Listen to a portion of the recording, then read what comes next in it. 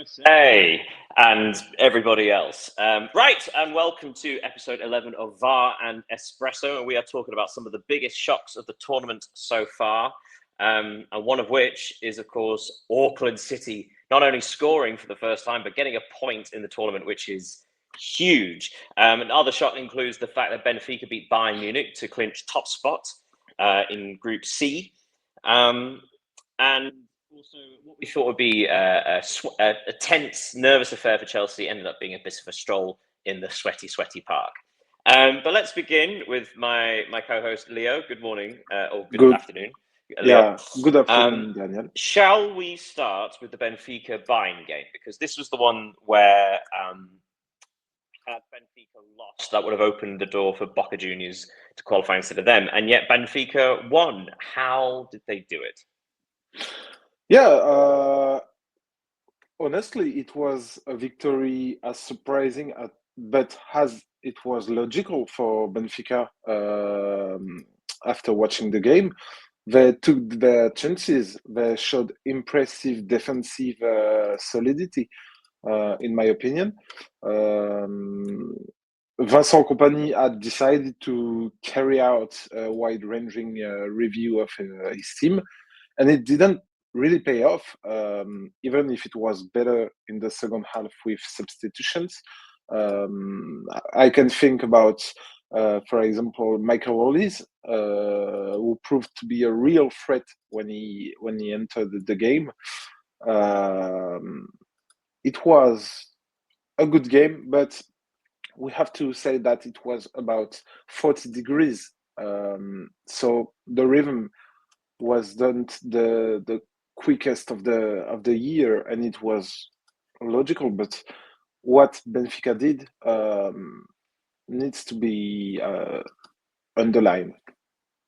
Do you think it's entirely Benfica doing a good job? Because obviously Bayern had this far more of the ball, 73% possession by the end of the game.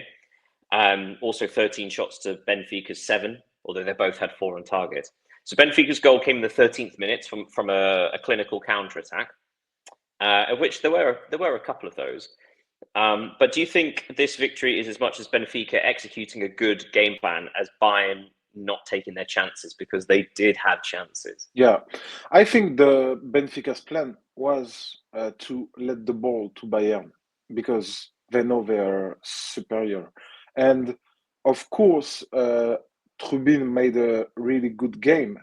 He made a lot of crucial saves. But the thing is that to defend that way demands a lot of concentration. They needed to be concentrated. It demands a lot of IQ.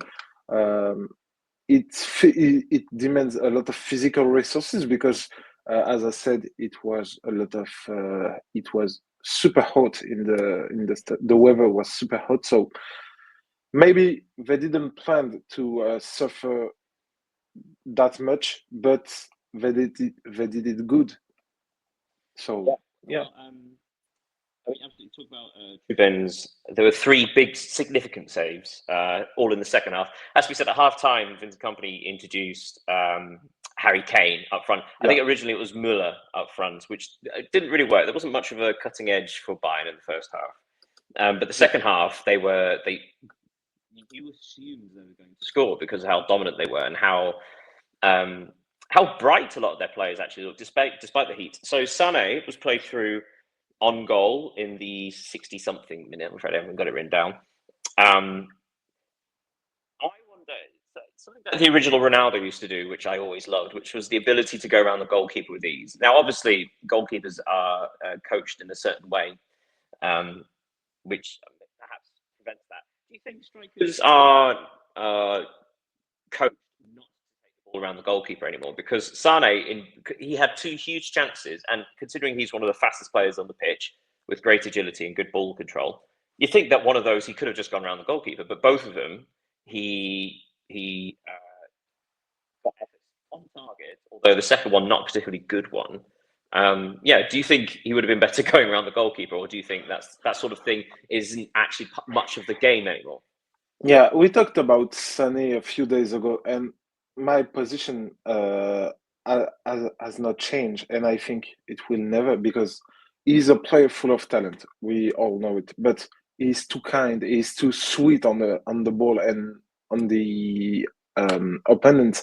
I think his main problem is that he should be more intense in his effort.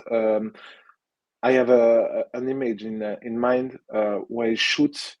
He tries to curve the ball, and Trubin just stop it like it was a kid shot. So he's a good player, but his choices are terrible. His implication, whether it is with or without the ball, is also poor. So there is a reason why he will leave Bayern this summer to join Galatasaray, and not leave Bayern to join, I don't know, Barcelona or Real Madrid.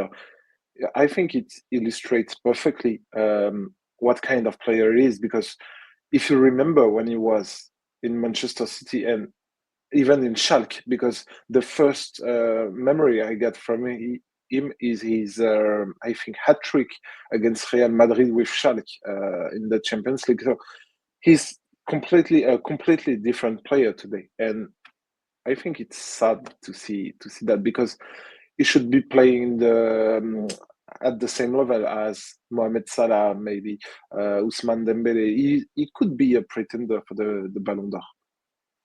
Well, he certainly has the physicality, the sort of speed, the dribbling ability. The second save in particular from Thuban was with his hand. But before then, you saw the quality that Harry Kane brings to the side, who not only goals, but working as provider. So it was him dropping deep, and Sané and Elise being further forward.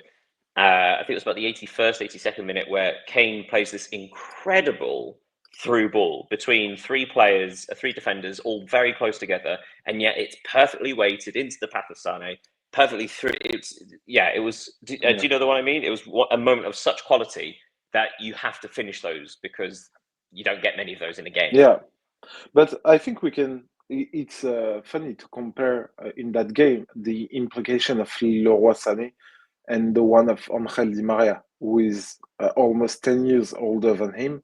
And when you see Di María playing, you see a player who wants every ball, who fight for every ball, who is technically gifted. It's not new. We all know it. But even with this heat, with the fact that he's 37, I think, Ángel Di María. So, and we can see he's hungry of ball, and I really like this kind of player. So that, of course, meant that Benfica topped Group C and Bayern finished second, and it also meant that the match between Auckland City and Boca Juniors was not irrelevant, but like it wouldn't have affected the group table. Yeah. But something I want to bring up, because so we said previously how football is an all-weather sport, so it's quite unusual to get delays for anything, really. Yeah. And yet there have been many delays for storms, for significant rain, and understandably so. Obviously, the climate in America right now, there's a lot of thunder, all that sort of thing. However, the whole point of playing these final group stage matches together is to almost protect the integrity of the games, right? So Auckland City and Boca Juniors had to be delayed for 40 minutes. So that meant that when they came back out onto the pitch, Boca Juniors knew the result of the other game. So it's a strange thing where, I mean, but even though it's the same match, and they're sort of the carrot in front of them, sort of like the thing of, okay, great, the opportunity to qualify has been taken away. I suppose my question is, like, do you think, to keep the integrity of these matches, do you think if one match is delayed, the other has to be delayed? Because how else do you protect that from happening? I mean, hypothetically, had Bayern Munich won 2-0 and the delay happened, Boca then would have known they only had to score 5 goals. It would have changed how they approach the game. It would have changed their mindset and give them an advantage. I can understand your point. Mine is, if you want to respect the game and maybe delayed the other one, we have to think that a long break can have consequences on the players' integrity, physical integrity, because to stop for a long time, then to start again to play, maybe the weather has changed because of the humidity of the rain. I think we have to make a choice between the integrity of the players or the equity of the game. And it's a tough question, and no one has the real truth because I don't think it exists. But yeah, it's interesting to talk about that. I think you're pointing out something is that now it's too late to make major changes to the infrastructures for the next World Cup. The thing FIFA can think, and I hope they will do, it's to schedule the games at times where the sun isn't at its zenith, because when they play at noon or at 3 in the afternoon, it's they can't. I don't know how they can do it, because I know for the broadcasters and everything, they try to adapt their schedule to European football because we are the viewers and everything. But they need to find something to change and to protect the players. I mean, in some ways, it's good that because obviously in the group stage when they were doing 3 time slots, Yeah, yeah, that was an issue when it was the midday kickoff, particularly. Yeah, but like I say, midday 3 o'clock, because obviously there are two kickoffs at 3 o'clock currently, and 2 in the evening. Yeah, and it does make you think about the fact that, say for example, with the Qatar World Cup in 20, obviously they shifted to a December, a winter time, a European winter time tournament, much to the rage and fury of all obviously European fans because it had never been done before and madness. yeah. But of course, that's to protect the players because obviously originally it was sold to us that all the stadiums would have air conditioning, it would be fine. And once that was obvious that it wasn't going to work, then it was okay. We have to move it to winter, Yeah, and then we did it. And actually, yes, it sort of it disrupted the European calendar, but it was fine for all the players that didn't go to the World Cup. They got a nice 6-week break, and yeah, that was beneficial. So yeah, you do wonder that whenever there is going to be a World Cup, because obviously Saudi Arabia have 2034, that's inevitably going to be a winter World Cup. But do you know what is funny is that they moved the Africa Cup of Nations to winter because to play this competition, and now in Morocco, it's the temperature are fresher than in the US. So yeah, it is interesting. And also it's different climates, right? So we're not just talking yeah, about hot or cold. We're talking about humidity and storms yeah, and tropical. Yeah. Okay, so yeah, let's talk about Auckland City and Boca Juniors because I mean, in the whole game, I'll give you some stats. Boca Juniors had 74% possession, as you would expect. They had 41 shots, yeah, and 10 on target. So obviously, the aggressors throughout the vast majority of the match, very much on top, very much the dominant team. However, it was only 1-0 at half time, and it was an own goal, a shot that came off the post and hit the goalkeeper. 𝐊𝐤𝐜 was it? Hit him on the back and went in, which is slightly unfortunate. But then at that point, in the first half, I think Boca had 3 shots that hit the woodwork. So you could say it's unfortunate that the keeper conceded an own goal, but Boca yeah, sort of earned that luck. yeah. And I have a question for you. Do you think we can talk about one of the greatest performances of the last few years? Because to recall, Auckland City is a semi-professional team against Boca Juniors, who is a powerhouse, not only a South American powerhouse, but a global because of everything that is around this club.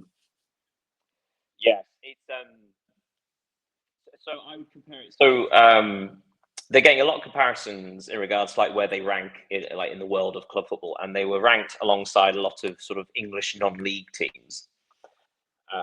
who are also semi-professional or whatever. The thing is, every single year in the English FA Cup, our major cup competition, there are these shocks every single year. These huge teams like Arsenal, Manchester City, or whatever.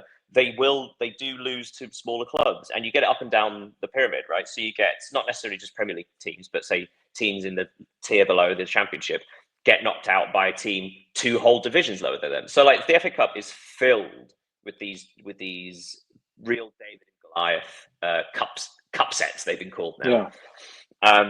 So actually in England we're sort of used to it, because basically it happens every year. Last year in particular was very fun. And you had some huge teams losing very, very small teams, including non-league, so sort of the 5th division of English football.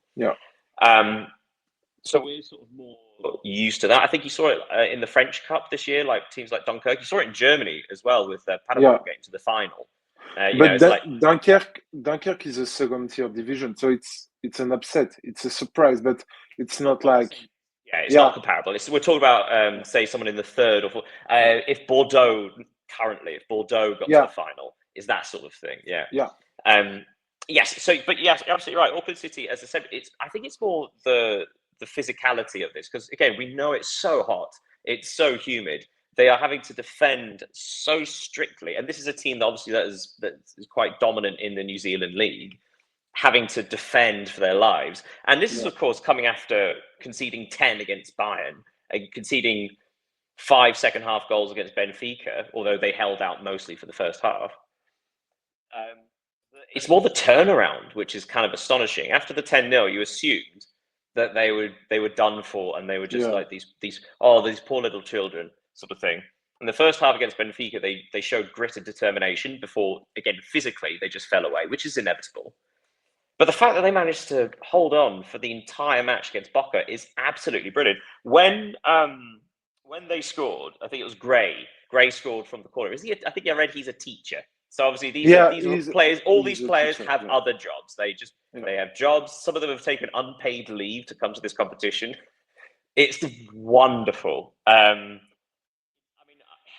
of me wanted to talk about actually how borderline embarrassing this is for Boca, because they had the opportunity to, arrive on the world stage and show everyone else just what they are in Argentina, this huge Argentinian club. And yet they've been held by the smallest club to ever reach the Club World Cup. And again, there's part of me that thinks, Boca sort of really dropped the ball. But actually, all credit to Auckland City. They did everything they possibly could. Their left back, 𝐊𝐤𝐜𝐤, had the game of his life. He got the assist for the goal, but also just defensively, he was, all plaudits. They were fantastic and good for them. And what a wonderful thing to shut people up, like saying that they shouldn't be here at the tournament. We described something similar in one of the first episodes of this. Not because Oceania don't deserve to send a team to the Club World Cup, but it's the fact that they're semi-professional just means that it kind of unbalances the group. And we saw that with Bayern's goal difference, right?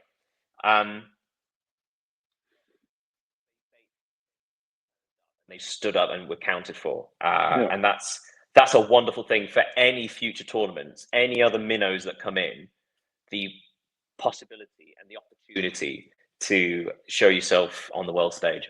Yeah, because they scored on a set piece, and I think it's the best way for an outsider to score against a giant, because when all the players are together in a little area, there is no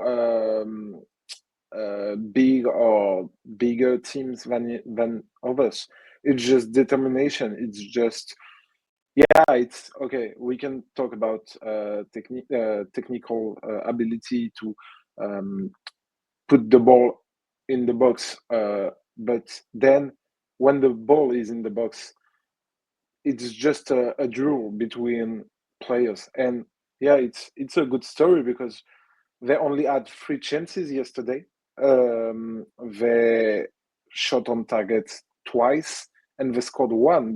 And if you compare it to Boca, as you said, they took 41 shots, but only hit the target 10 times, and even their work 3 times.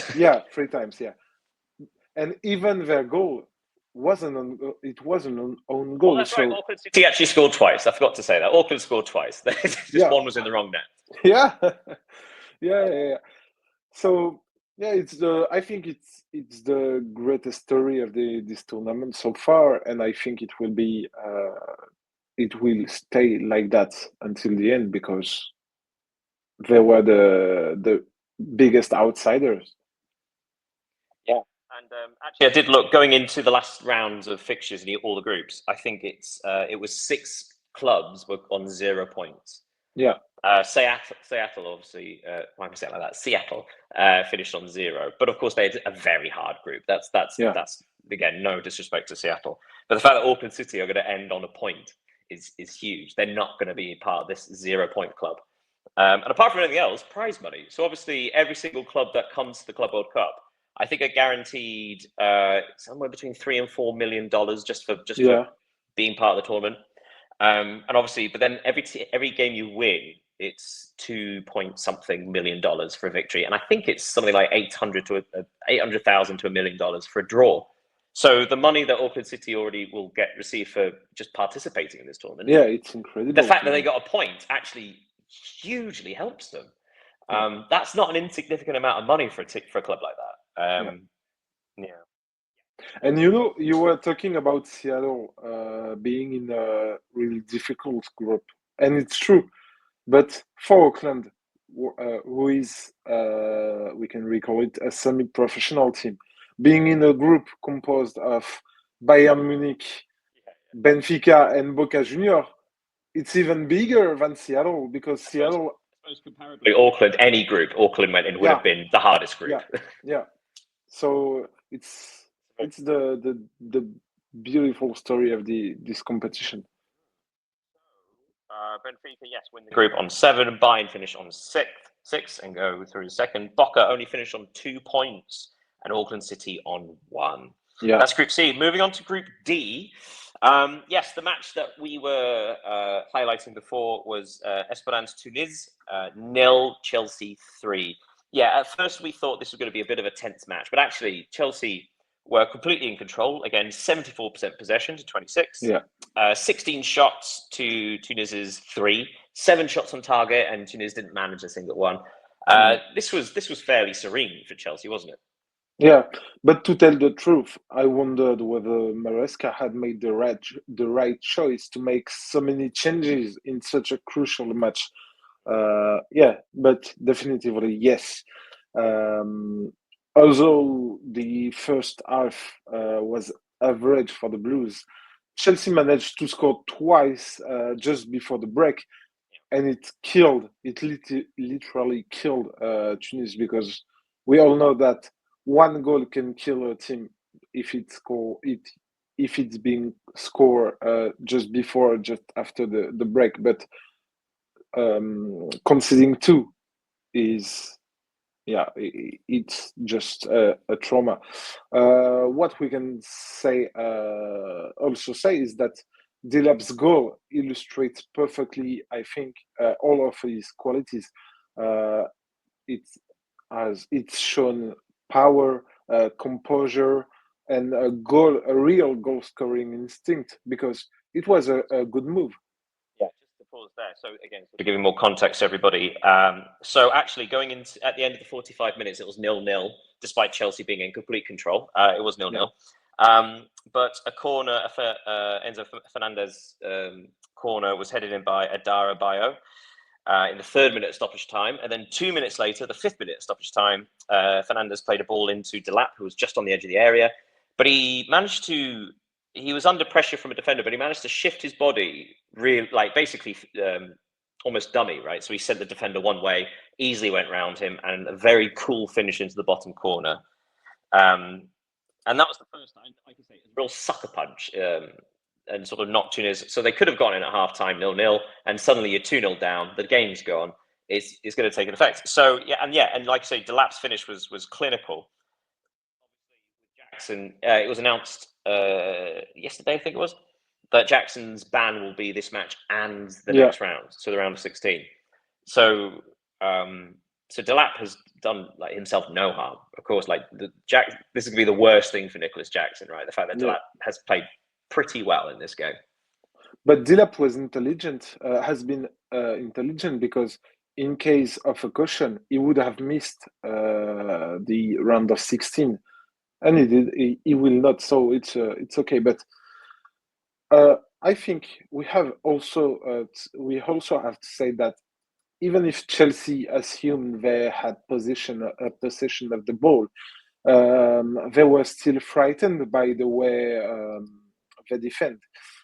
Tunis had a few chances. They didn't seize it, but they had. So, and it was. I think we told the same thing about against LAFC a few days ago, last Monday, that Chelsea being favorite was kind of logical, but they are still they are shown difficulties when they have to defend.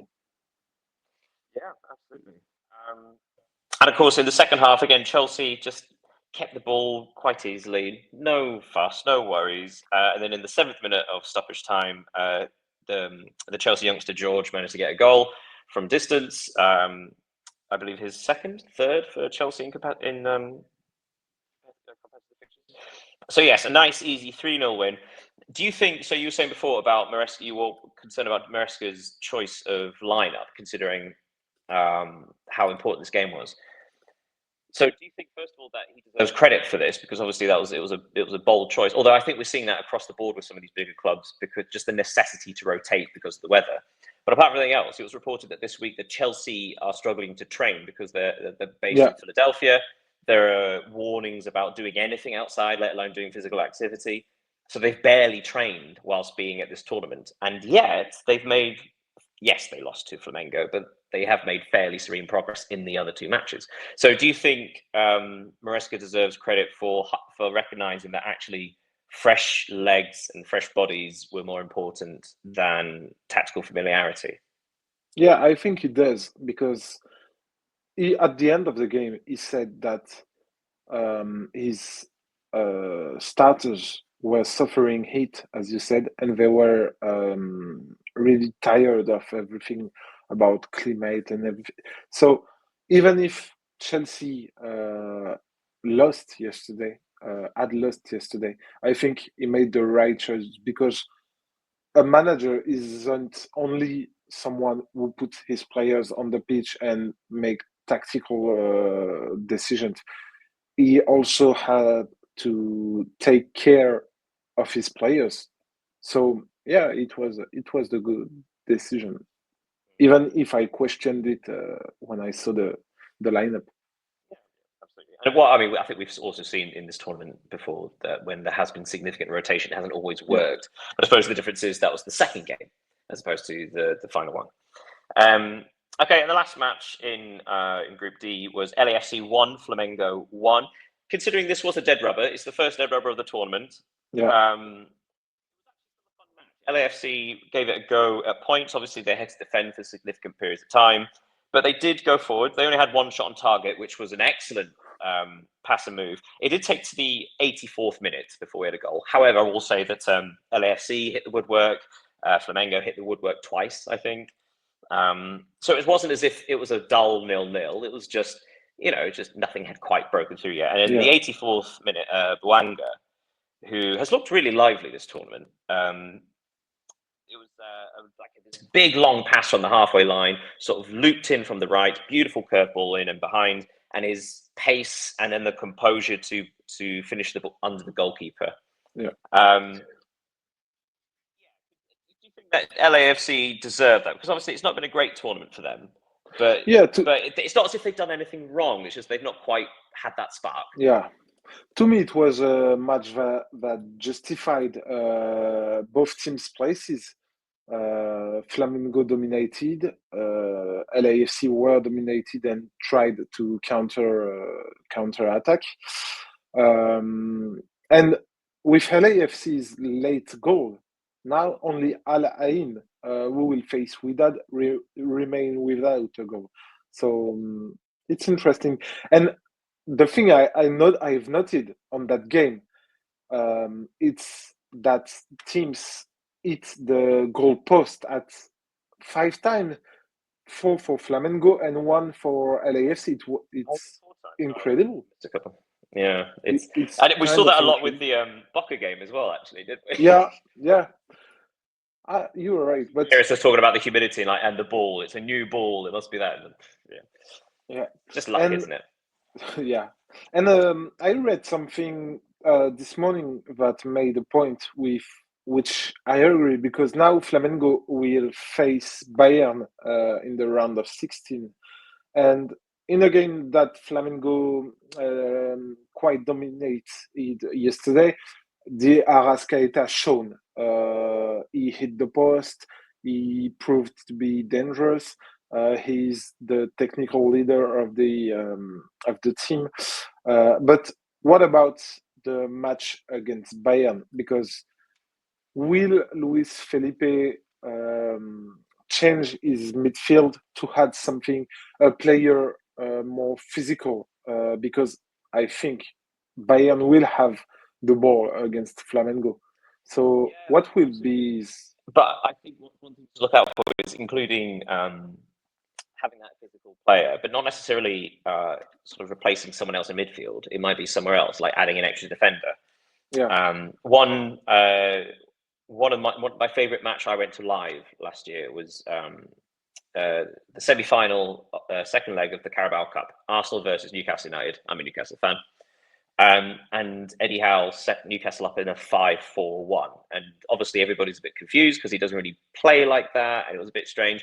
But it quickly turned out that that's not actually how he lined up at all. And what was happening was that one of the centre-backs was just man-marking Declan Rice. So suddenly he would be charging up the field, just marking him out the game, and it stopped basically Arsenal building up from the back. And it worked. It actually led to Newcastle's second goal because he tackled him 20-odd yards from Arsenal's goal. So similarly, against Bayern, you know that Harry Kane is going to be dropping in. He's the link man. So having an extra body, just an extra defensive body to basically cut off the creativity of Harry Kane is an essential tactic, because if you let Harry Kane have time and space, he will pick a pass or he will pick a shot. And because of the quality, they will probably be good passes and good shots. So that I think that maybe, as opposed to just including an extra, replacing a creative midfielder with a defensive midfielder, it may well be someone specifically to deal with Harry Kane because he's such a unique player.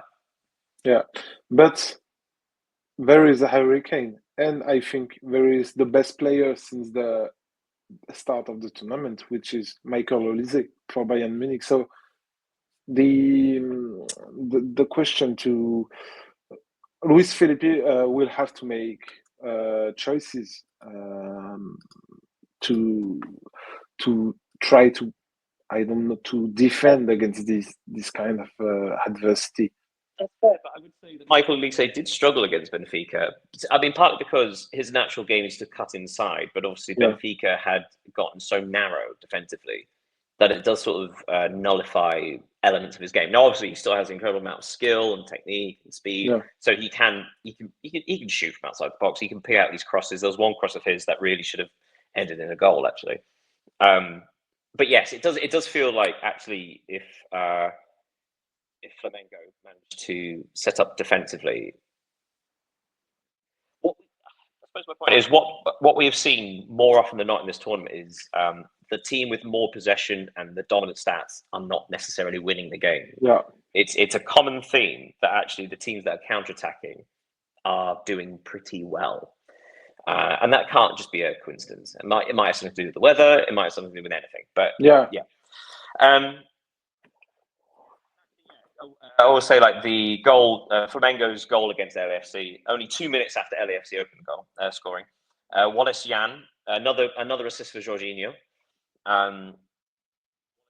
Received the ball just outside the box, but then I don't know if you saw, but he sort of skipped away from one player, but then Juninho, the striker, sort of did one of those runs to the side, which pulled away a defender, which left the space for 𝐊𝐤𝐤𝐤 to run into. Space, and it was a very clever, selfless run from the striker, which opened the space. It's a very good finish.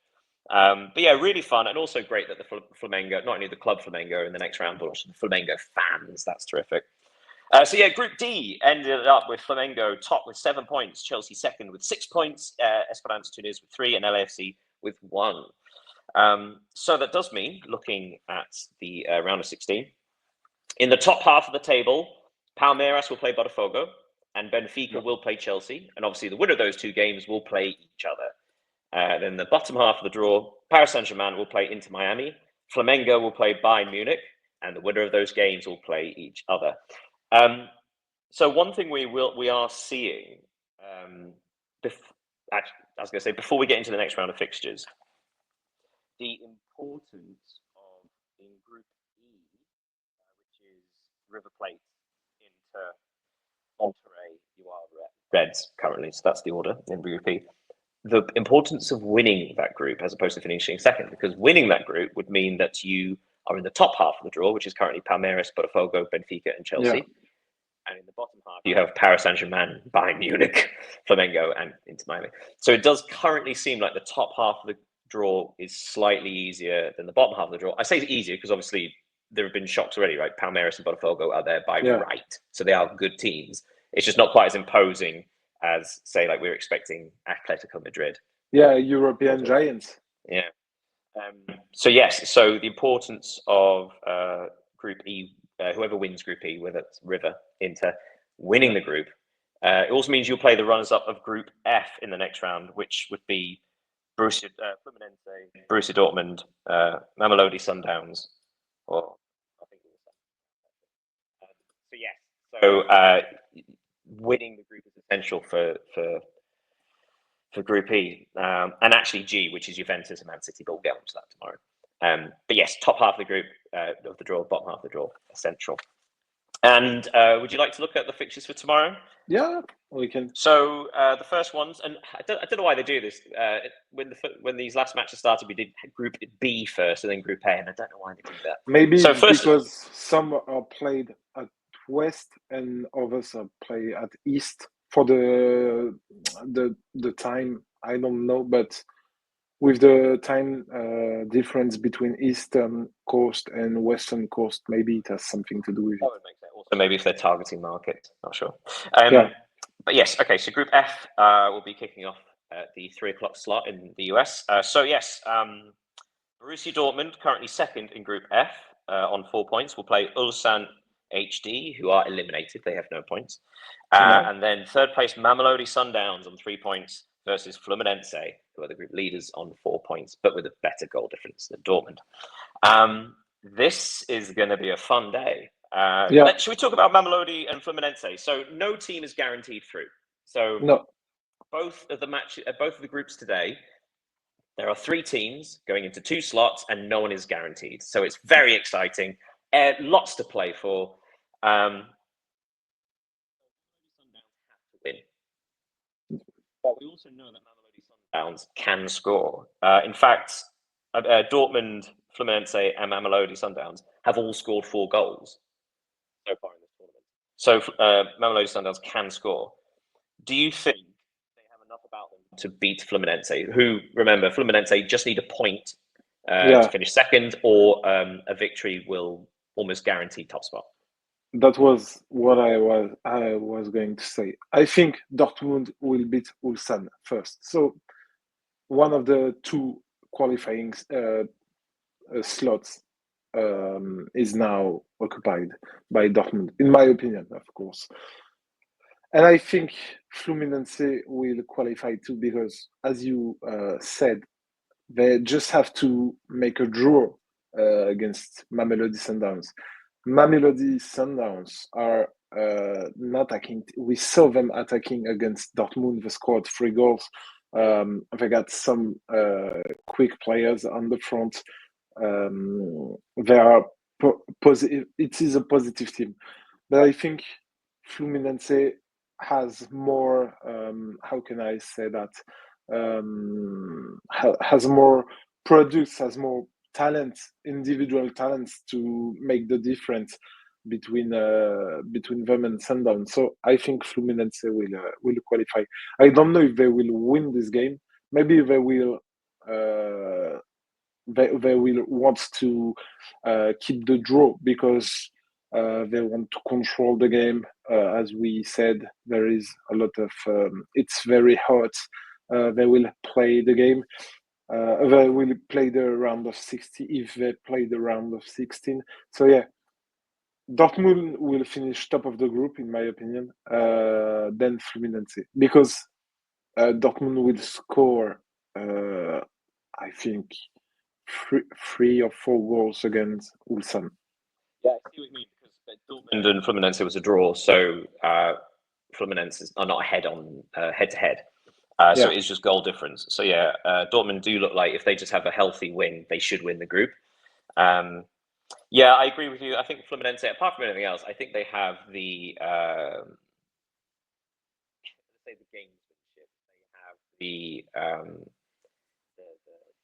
tactical, sensible mindset of when to slow a game down, when to waste time, when to go forward, but also how to control a game like that. If Mamelodi Sundowns are having a bit of momentum, how to break it up. I think there's more that that savviness about them. I really hope. I'm hoping for a fun game. I think it will be. I think Mamelodi Sundowns will attack, but I think it does mean that Fluminense are well able to counter pretty well. I can see this being like a 2-1 Fluminense. I can see Mamelodi Sundowns scoring again. But you know what? If that is the case, again, I love the fact that Mamelodi Sundowns turn up the tournament and they've attacked, and again they've made their mark on the tournament. I think I said this yesterday. I kind of hope. I hope that Mamelodi Sundowns do win, just because having a sub-Saharan team in the next round, it will be huge. Yeah. Hello, Pedro. Bom dia. Hello. Hello, my guys. I'm sorry for arriving late. No problem. We're discussing today's fixtures between Dortmund and Ulsan and Mamelodi Sundowns and Fluminense. Who do you think is going through in this group? My expectations is that all Brazilian teams go through, so it's only Flamengo left. I think they just need a draw to go through, right? So my expectation is Flamengo, obviously, to make the Brazilian poker, and in the other game, just remember. Oh. We can't hear you, Pedro. There is, I think. Sorry, could you repeat that, Pedro? You just cut out briefly. Yeah, and Dortmund, of course, obviously, to go through. I think we are all in agreement on that. Which, by the way, reminds me, I did say Benfica would go through yesterday. So, then the other games we have for Group E, which are the evening kickoffs in the US. We've got Internazionale versus River Plate, first against second, or rather second against first. So yes, joint on 4 points. River Plate are ahead on goal difference. And then the second game is 𝐊𝐤𝐤 Reds, who are in fourth and they are eliminated, versus Monterrey, who are third with only 2 points. Thoughts on this one? This is very interesting because unlike obviously Group F, where Dortmund are facing the team at the bottom, first against second really opens the door for Monterrey. Yeah, because I think Monterrey will beat 𝐊𝐤𝐤, but then there will be 5 points. So the game between River and Inter will be a really tough battle. Even if a draw could qualify both teams, but if one takes the lead on the other and Monterrey wins, the River or Inter will not qualify for the next round. So it will be quite interesting. Yeah, in that case, so again, to give context, so if Inter and River is a 0-0 draw, then Monterrey would need to win by 3, 2, yeah. But then this is where it's very complicated because then I think they've all scored the same number of goals and they have the same goal difference. So Yeah. I think then goes to yellow cards, which I think Monterrey would be truly screwed. But yeah, yes. So it's going to be tight, but it also gives real incentive for Inter and River to win the game. As I mentioned before, whoever wins this game goes into the favourable half of the draw for the next round, so the top half. Yeah. Yeah. And they'll play the runners-up of the group we just talked about. So River are under no pressure for this. River can draw, and they'll still go through. Inter are not. Inter are not guaranteed a place in the next round if they draw. Yeah. My only thing saying like about Monterrey, because I think in regards to story and narrative, I think it'd be great if Monterrey won and the other game was a draw, or even if just like Monterrey won and one of the others got knocked out, because Monterrey are the third favourites for the group, so they would still be knocking out one of the two favourites, right? Yeah.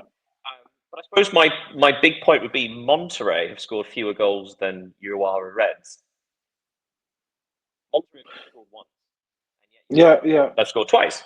And Yeah. that says to me that Monterrey may not actually have the ability to score 2 or 3 goals that they need to then leapfrog both Inter and River if they all finish on 5 points. Does that make sense?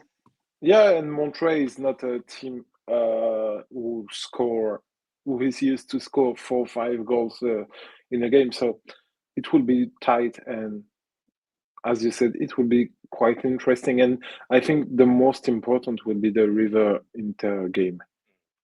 And what do you think, Pedro?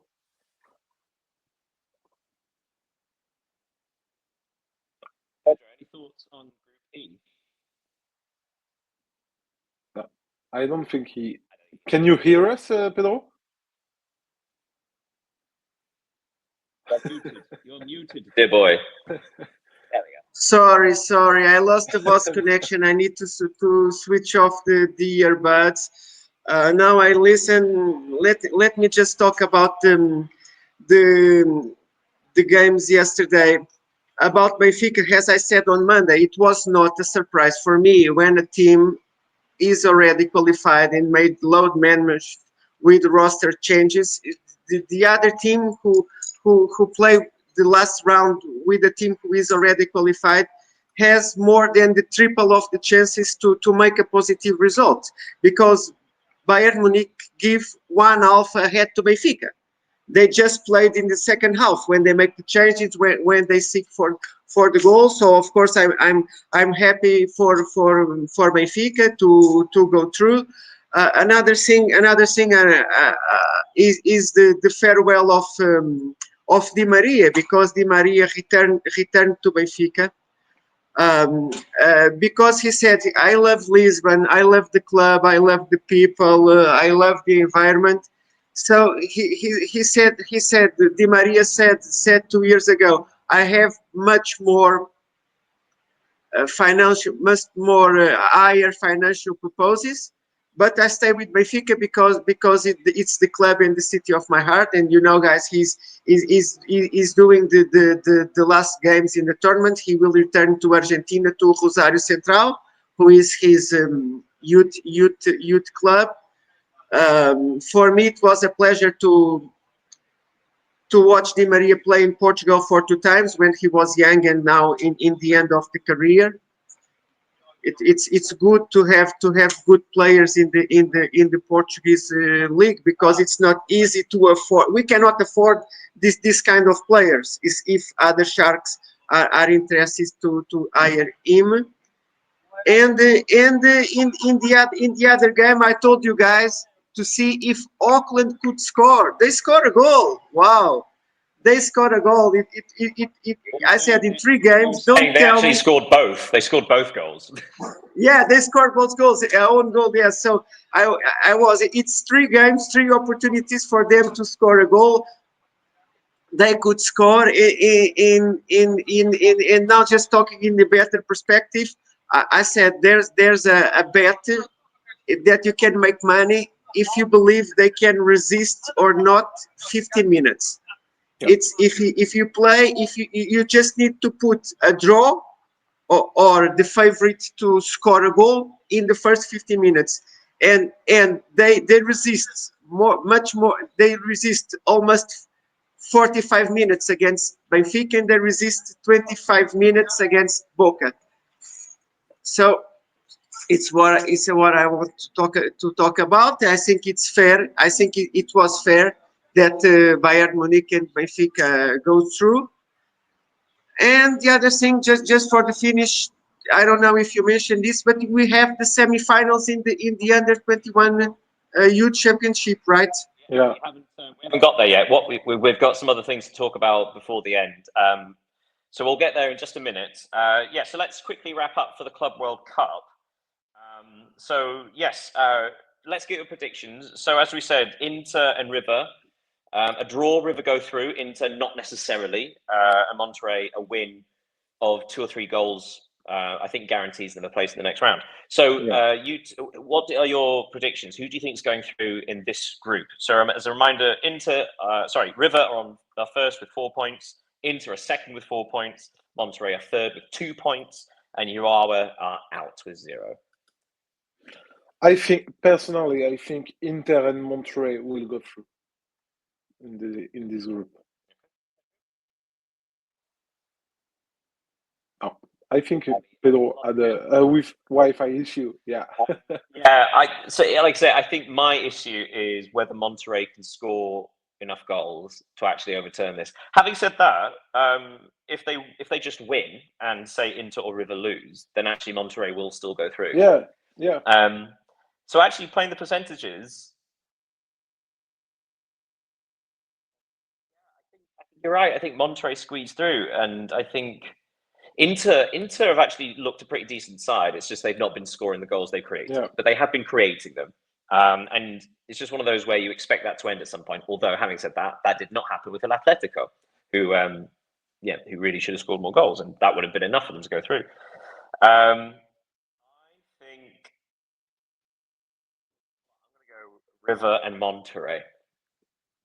River and Monterrey. Okay. Inter and Monterrey will just beat 𝐊𝐤𝐤, and I think that knocks Inter out, and I think we'll have another giant killing. Okay, it will be quite interesting. Oh, it'll be wonderful! It'll be fantastic. Yeah.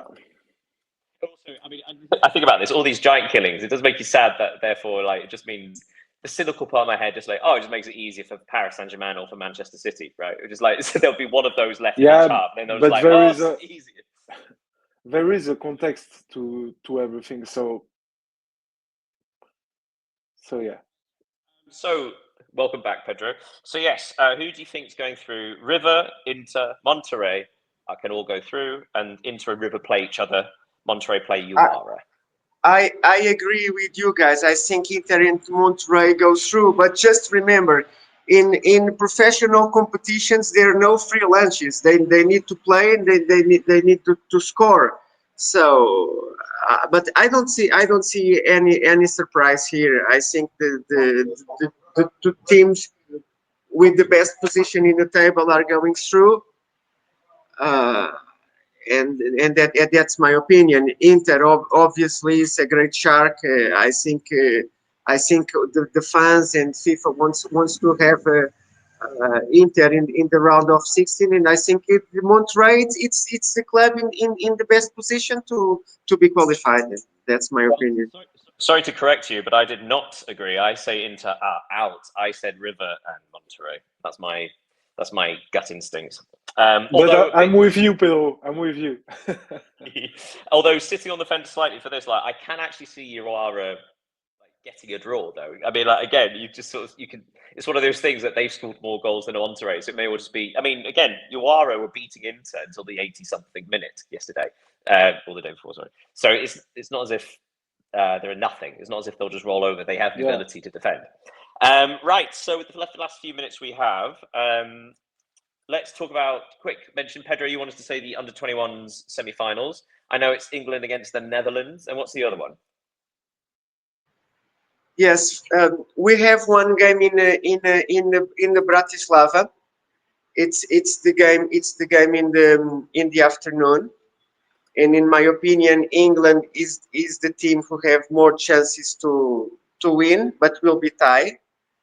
And in the evening, we have France who, in my opinion, is always favorite to win this kind of competitions. They play against a good team, but I think the France will do the job then and reach the final. So my prediction to the final is France against England. Final. And lastly, before we go, I think it's important to quickly touch on this. So the news was announced yesterday that after a final interview / briefing yesterday, Lyon of Ligue 1, one of the most successful French clubs ever, they have been relegated to League 2 due to their financial situation. They still have the right to appeal, but they are, as it stands, Lyon, the giants of France, they are relegated to Ligue 2. Leo, obviously you are a Lyon fan, and obviously this is going to hit you very, very hard. Yeah, can I get your sort of immediate reaction to it? Was it a shock? Was it because obviously this was initially announced about 5-6 months ago? So was this a shock? Was this more of a predictable stumble onto it? And what do you think? What are your initial opinions of the ownership? To be honest, it has been several months now since the threat of relegation hung over Lyon last winter, to be precise, because the DNCG. So just to clarify, sorry, with the financial police of French football, they threatened administrative demotion to the second division because of debt of 2,000 million euros. So it was incredible. Almost 200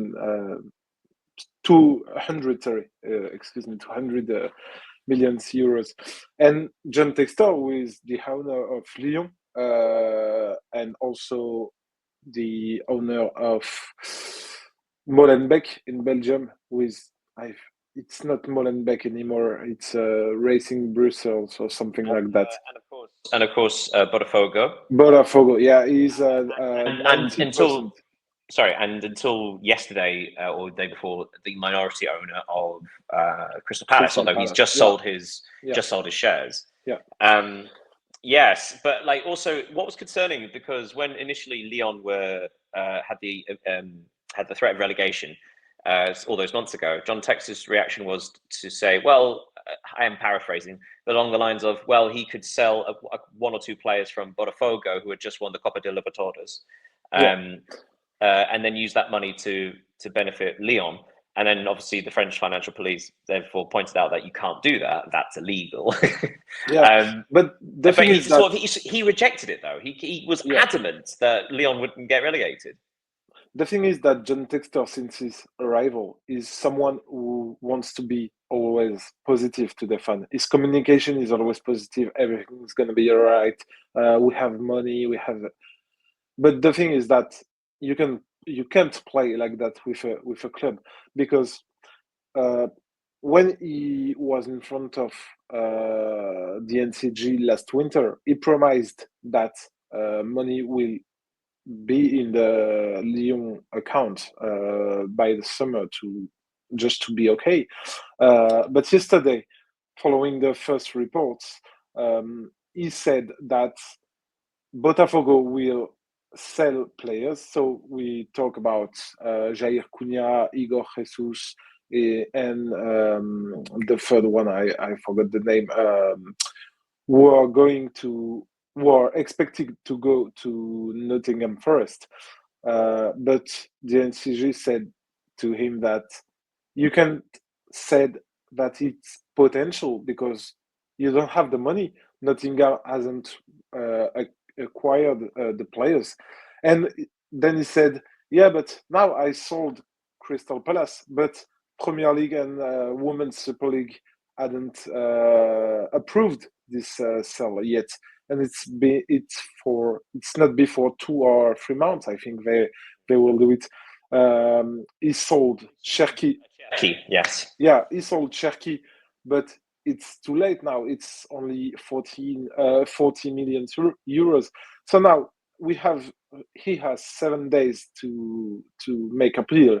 He will have 7 days when he will receive the official notification. But so yeah, the club is going to League Two if the appeal doesn't work, and worse because we have the everything around the club is too big to be in League Two. So if Lyon is going to play in the League Two, they finally will not. They will. I think they will be relegated like Bordeaux was a few years ago, because it's impossible to hold with the stadium.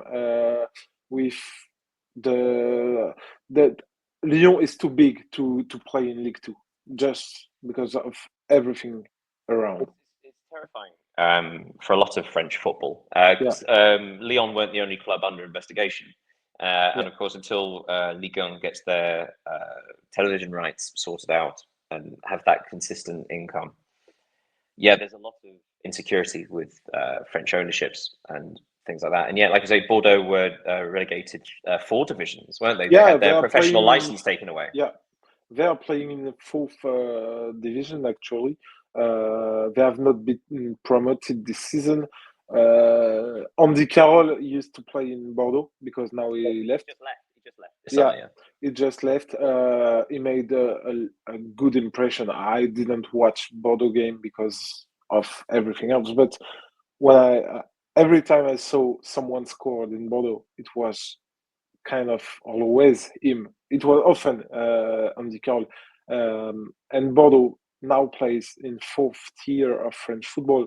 So they are like Auckland City. They are semi-professional because in France, to be considered professional, you have to be in 1st or 2nd division.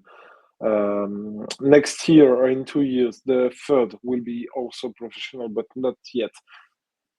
Well, let's hope that Lyon get their situation sorted out. If not, they are indeed relegated. But hey, if they get relegated again, maybe they can play Auckland City, and there'll be 2 semi-professional clubs going at it. Should we close it there, guys? Anything else you want to talk about before we go? It's okay for me. I think everything has been said. Okay, let me just say one thing, that yesterday it was really a sad day with that terrible news. I know they have the right to appeal, but now Lyon does not control their own destiny. Now they are in the hands of a court, and that is problematic. I am trying to find out if the Portuguese coach, Paulo Fonseca, if he said something about that situation in the international press. Not yet. Not yet. In my opinion, there's 2 things that can relegate a team like this. One is financial fraud, and the other is fixed matches. Both are several crimes. I think the other situations with the economic issues, I think the club needs to present a process of revitalization and then be approved, and they have their accounts controlled by a commission. They control the place they can hire, what they can sell. They control their balance, economic demonstrations, and we can solve. Because yes, Bordeaux now it's in the 4th division, right? Yeah. A biggest club. I know one of my youth childs was 𝐊𝐤𝐜𝐤, a great player, already passed away, played in Bordeaux. Bordeaux, are in my memories. I don't want that happens with Lyon. No way, my guys. I hope they can find a solution. Let's see. And just to add something, last word, if Lyon being relegated in 7 days or in 8, when they will receive the notification, they could be excluded from the Europa League because they finished 6th last season in Liga, but UEFA doesn't want them to play if they can't have financial resources. Yeah. So it's a tricky situation. Yeah, it might be one of those. We should probably discuss that nearer the time once we cross that bridge, I guess, because there's a lot of possibilities and permutations. Yeah. But for now, that brings us to the end of VAR and Espresso. Thank you so much, everybody, for joining us. You're thank welcome. you, Pedro. Thank you, Leo. Everybody, please Thank make you, sure you Daniel. find us on the socials. Do all the following, do all the subscribing, do all the watching. And we'll see you all tomorrow when we'll have another 4 teams in the round of 16. And then we can preview the last group matches of the Club World Cup. Yeah. Thanks, everyone, and have a nice day. Goodbye, Daniel. Goodbye, Pedro. Thanks for joining, and see you tomorrow. Bye, everybody.